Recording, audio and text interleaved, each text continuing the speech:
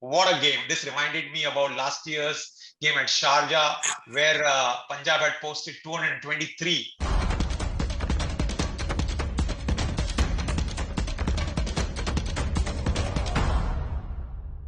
Hi guys, and welcome once again to Straight Bat with Mr. Cricket UAE and Gulf News. We're 4 days in now, and we've had an absolute thriller again. It looked as though it was going right to the wire, but Punjab managed to get it out of the bag against Rajasthan Royals. We'll go straight to Anis and see what he's taken as. What a chase! Samson just coming up short right at the end there. Hi guys, before I talk about this exciting game, I just want everybody to log on to our page, Facebook, and do participate in our competition. You win this exciting jacket. Every day, 2 winners walk away with this exciting jacket and also 3 months subscription of Gulf News. So make sure to log on to your favorite page, Gulf News, and be a part of the competition.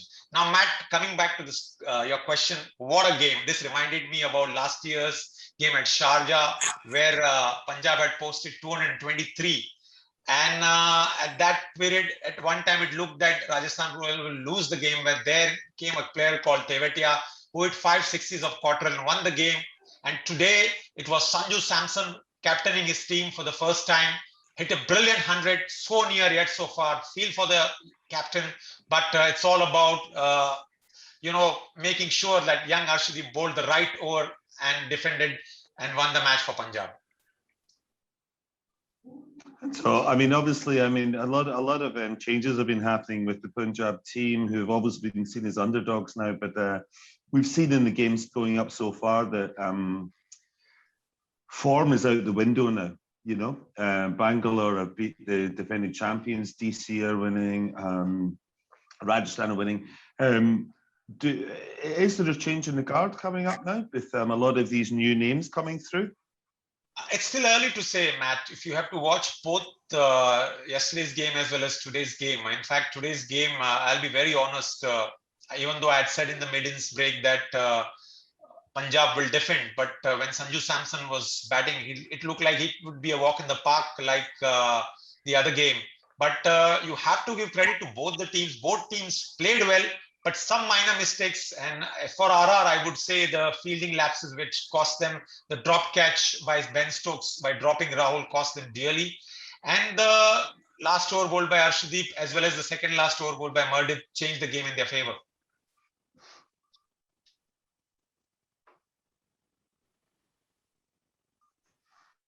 And Sahil, what do you think? Obviously, young guys like yourself coming in, like Huda, Vora.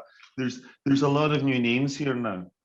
Do we think that we're moving away from the Dhonis and the Kohlis and starting to look towards Sundar, Washington, and like I say, guys like Parag, Huda, people like that? Yeah, absolutely.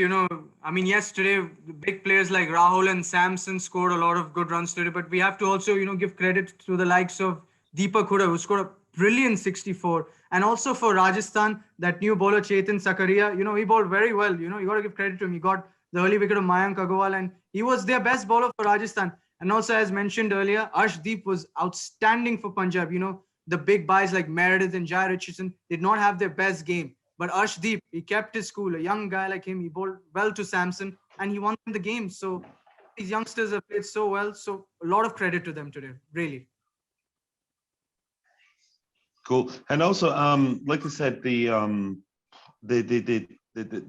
thing that is kind of very different this year, obviously, is the people are playing away from home on strange tracks. So you've got 2 away teams. This Mumbai track has been very strange as well. Do we find that we're going to have more curveball matches that you'll see? Both teams scoring 200 is, both of them were winning scores today, but obviously there could only be one winner. Are we going to find that when they move to other stadiums that this will really change? Gautam, can you take this? Yeah, I think, see, both teams played to their strength here. And eventually it was, there was so little to choose from. We can think about what would have happened if Sanju Samson had gone through for that single, and then what Chris Morris would have done. but it was an amazing match really. And by the time they play this set of 7 matches and move on to the next 2 set of venues, there's going to be a pattern on the table which will show up. So they have to get acclimatized to this kind of conditions. In Bombay, as Anis said upfront, that it reminded him a bit about Sharjah. And we kept thinking about it that even 220 plus is possible. So that's what it is. I mean, they have to get used to it. And each team, honestly, they're equipped. It's just a question of whom they're using on a given day, on depending on which wickets that they're playing. Okay, and also now I think everybody's got a match under the belt now. How are things, as Annie said, there is still early days, but how are we looking in terms of who are we fancying and who's disappointed? Well, to be very honest, Mumbai, as always, are slow starters. Anis, They I would be think that was for you. disappointed. Yeah, Mumbai are disappointed. Like always, they lose their first game. But having watched all the 4 games with the first round of matches, the team which looked to me the strongest out of all 4, I will go with KKR because of the variety of bowling they have, the fast bowling and the spin tracks. But when they go to the other venues, how they will adapt, like Mr. Gautam said, that's going to be a test of character for all the teams. Absolutely. And obviously, I mean, it's such a tricky tournament. Obviously, it was an entirely different one last year when they were in the UAE. This one, you've got the bio bubbles and, like I said, everybody's playing away from home. Do you think that makes it, especially when teams are traveling from one venue to another venue, but it's still not home, is it going to be difficult for these guys to make it a transient period, but also still keep the team spirit together, even though they've still got to go from one bubble to another?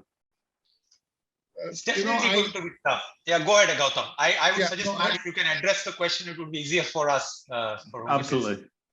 No, just fine. What I want Anis to add on a bit here, because I'm sitting in India. When we were having this tournament in the UAE, the perception, I mean, there was no threat perception per se because of the bubble and because of the way the things were under control at that point there. But in India, the event is being played right in the middle of a second surge of the infection, which we cannot deny. So you have to look at the kind of dynamics, the kind of each team. The other day I was looking at Delhi coming out of their hotel. Now they're taking the gate, which the service gate, which their housekeeping staff and kitchen people take, and the way they have done the branding along the way, just coming out, getting into the bus. So humongous effort has really gone into making that the players stay safe. Now it's difficult to say whether it's it's riding on the minds of the players. The event has just started, so that's why they have done this cluster caravan in this way. So yes, I mean there could be a bio bubble issue on the minds of the players. To come back to your question. Mm-hmm. And Sahil, do you think that obviously being a lot younger than us old guys, do you think that being athletic, active, having to get out there and do these things, does it impact the guys when they're stuck at home or stuck in a hotel room all the time? I mean, I've got to be honest here. It's their job, they're building their career, and they're getting an opportunity to play such a prestige league like the IPL. So they should not, I don't think they should complain about this. I mean, they're getting a good salary. They should appreciate that they're getting to play the IPL. Well said, Sahil. And just one more thing, as we're going forward now, because you two guys have got a little bit of an interesting rivalry going on here. Who's winning? Is Dad winning or is Son winning? Oh, I'll be very honest. He beats me hands down in the cricket which I play against him. And when it comes to predictions, his prediction was right. I did prediction in the middle that Punjab is going to win, but at the toss, I had said it would be the team chasing. So hats off to you, Sahil. Keep up the good work. Thanks. Okay, so you've learned from the best. Okay, guys, I think that's great. We're just going to wrap it up. Obviously, Rajasthan have got a bit of work to do. Punjab are off to a flyer. We didn't even talk about Chris Gale still knocking it out the park at his grand old age of 70 or whatever he is.